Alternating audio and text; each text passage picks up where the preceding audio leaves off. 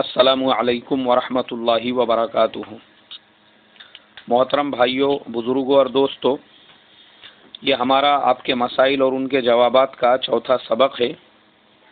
بہت سارے بھائیوں کے سوالات پینڈنگ میں ہیں، تو میں اس سے پہلے عرض کر چکا ہوں کہ میں نمبر وار سب کو جواب دیتا ہوں، جس کا جب نمبر آئے اس اعتبار سے۔ تو آج کے جو سوالات ہیں ان میں سے یہ جام سمرتھ ضلع جالنا مہاراشٹرا سے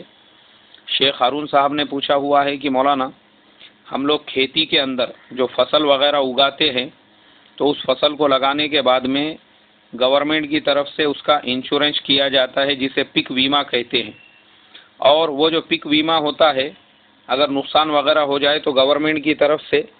وہ اس کی بھرپائی ہوتی ہے اور گورنمنٹ اس کی طرف سے پیسے دیتی ہے، تو کیا ہمارے لیے لینا جائز ہے؟ بھائی ہمارے شیخ ہارون صاحب، میں اس سے پہلے یہ مسئلے کا تفصیلی جواب دے چکا ہوں، اس لیے میں تمام دوستوں سے کہوں گا کہ وہ پچھلی تفسیریں وغیرہ بھی سنا کرے، یہ سارے جوابات آ چکے ہیں۔ اس کا جواب پھر ایک مرتبہ میں آپ کو دے رہا ہوں۔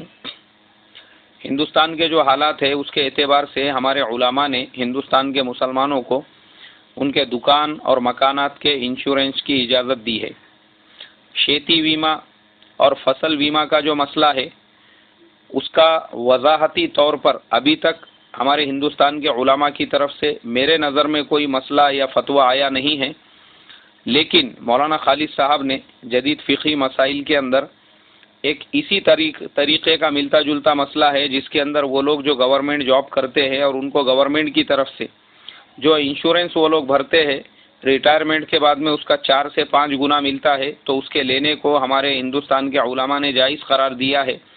تو اسی صورت کو ہم اس کے اوپر بھی ڈیپینڈ کرتے ہوئے اس کی گنجائش نکال سکتے ہیں کہ چونکہ یہ گورنمنٹ کی طرف سے ملنے والی امداد ہے،